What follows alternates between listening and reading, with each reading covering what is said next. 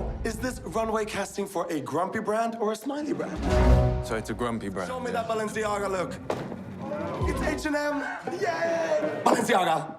And H&M. Balenciaga. 해당 영상은 시네랩 크리에이터로서 5월 17일 개봉하는 슬픔의 삼각형의 개봉 전 시사회를 다녀온 뒤 제작된 영상입니다. 급변하는 현대사회에서 그리고 갈수록 뚜렷하게 계층이 나눠지는 현대사회를 비웃는 문제작이 개봉을 했습니다. 바로 루벤 웨스툴룬드 감독의 슬픔의 삼각형인데요. 작품 슬픔의 삼각형은 제75회 칸 영화제 황금종려상 수상작으로 루벤 웨스툴룬드 감독의 5년 만에 두 번째 칸 영화제에서 수상하게 만들어준 작품입니다. 또한 루벤 감독의 포스 마주어, 화이트 베케이션, 더 스퀘어에 이은 남성 부조리 3부작의 마지막 영화라고 하는데요. 과연 작품도 그 이름만큼이나 독특한 매력을 지니고 있었을까요? You looks paid for the tickets. Not bad, huh? So what do you do? I sell shit. 우선 슬픔의 삼각형의 뜻부터 말씀드려야 할 것 같은데요. 슬픔의 삼각형은 뷰티 업계에서 사용되는 용어로 눈썹 사이에 주름을 일컫는 말인데 스웨덴어로는 트러블링클이라고 불리며 인상에 굴곡이 많다는 뜻을 가지고 있다고도 합니다.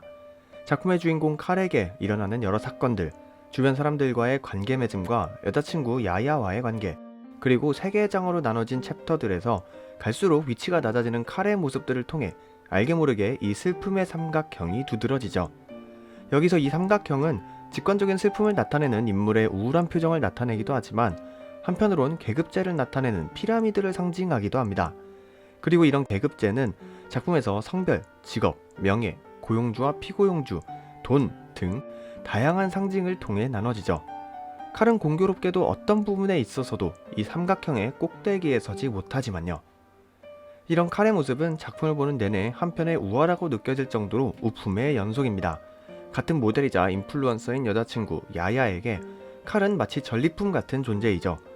자신이 SNS에서 협찬을 받으면 이쁘게 사진을 찍어줄 수 있어야 하지만 말도 어느 정도 통하고 성적인 매력을 가진 칼, 거기에 같은 업계이다 보니 자신의 삶을 어느 정도 동경도 해줄 수 있는 부분은 같이 데리고 다니기 좋은 이성으로서 딱입니다. 이미 둘의 관계는 상하가 나눠진 것이죠. 물론 그렇다고 해서 크루즈 여행에서 만난 사람들 사이에서도 칼의 위치가 높아지지는 않습니다. 물질적으로도 피난 후 능력적으로도 최하위층에 속하죠. 슬픔의 삼각형은 둘 이상의 무리에서 자연스레 나눠지는 계급 구조를 블랙 코미디로 연출하는데 아주 자연스러우면서도 도발적이게 나타낸 재밌는 작품이었습니다. The success of a luxury cruise mainly depends on I don't want to hear anybody saying no. It's always yes sir, yes ma'am. 제1장이 남녀의 갈등, 페미니즘과 성별 문제, 뷰티 업계의 적나라한 이슈를 조명하며 냉소적인 태도를 보였다면 2장은 고용주와 피고용주, 그리고 사회주의 물질주의를 현학적으로 그려냅니다. 지중해를 가로지르는 호화, 크루즈 여행을 즐기는 승객들. 하지만 그 승객들을 위한 서비스의 최종 목적은 큰 돈이라고 직접적으로 이야기하는 간부, 승무원부터 시작해 승객들은 사람들이 기피하는 비료 혹은 무기를 통해 막대한 부를 축적했다는 부분도 해학적이죠. 또한 철저히 백인 위주로 구성되어 있는 승객들과 서비스 직원들, 승객들의 시야에 잘 보이지 않는 곳에서 일하는 직원들은 대부분 유색인종으로 구성되어 있다는 부분은 다양한 아이러니를 아주 노골적으로 블랙 코미디의 요소로 내세우고 있다는 태도를 취하고 있습니다. 그리고 이들을 사회주의, 공산주의를 운운하며 관조적인 태도로 바라보는 선장과 변으로 불을 모았다는 승객의 환상적인 콜라보는 울렁대는 크루즈의 변기가 역류하며 승객들을 덮칠 때도 무관심하게 사회주의를 운운하는 어떤 현상을 은유적으로 비판하기도 합니다. 그리고 모두가 끔찍한 밤을 보낸 크루즈 승객들은 이를 노린 해적들의 수류탄, 그 수류탄을 자신들의 상품이라고 말하며 불을 축적했다는 노부부의 폭발 사고와 함께 3장으로 넘어갑니다.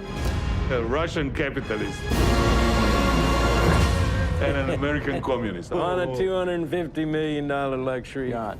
섬의 표류에서 극적으로 살아남은 칼과 야야, 그리고 몇몇 승객들.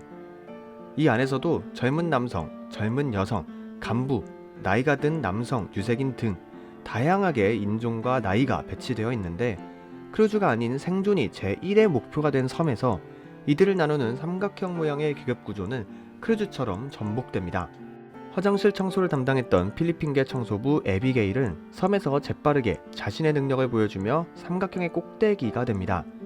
굳이 스스로를 대장이라고 부르게 하는 부분은 어떤 면에선 유치하기도 하지만 그만큼 상대에게 자신의 위치를 확고히 각인시켜주기도 하죠. 결국 섬에서 철저히 군림할 수 있게 된 에비게일은 자신의 능력으로 권력을 휘두르고 그 첫 번째는 젊고 잘생긴 남성 칼을 통해 자신의 욕망을 채우기 시작합니다.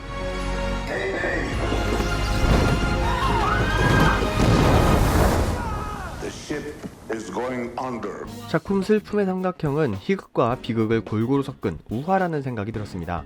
비록 그 과정이 굉장히 길기도 하고 호불호가 갈릴 수밖에 없는 보기 거북한 요소들도 많지만 이를 떠나 작품이 냉소적으로 바라보는 사회구조에 대한 조소는 철학적인 부분이 가득하거든요. 비료회사 CEO와 역류하는 변기들, 자신들의 제품에 죽게 되는 무기회사 CEO, 섬에서 공포를 자아냈던 동물의 울음소리는 암컷 당나귀였고 이를 죽이는 남성들과 위로와 만찬을 동시에 하는 정장차림, 애매한 태도로 거리를 유지하다가 에비게일이 칼을 밤마다 부르자 기분 나빠하는 야야, 그리고 작품의 결말, 야야와 에비게일이 무언가를 발견하고 건네는 마지막 대사, 야야가 에비게일에게 밖에 나가면 제가 도와줄게요. 제 조수, 매니저 해요. 이렇듯 작품 슬픔의 삼각형은 처음부터 끝까지 크고 작은 비유를 집어넣었고 이는 사회구조를 정확히 관통하는 창의 역할을 해주었습니다. 말 한마디, 행동 하나하나들이 날카롭고 도발적인 작품 슬픔의 삼각형은 5월 17일 개봉했고요. 저는 다음번에 또 다른 리뷰 영상으로 찾아뵙도록 하겠습니다. 감사합니다. This is really bad. This is really, really bad.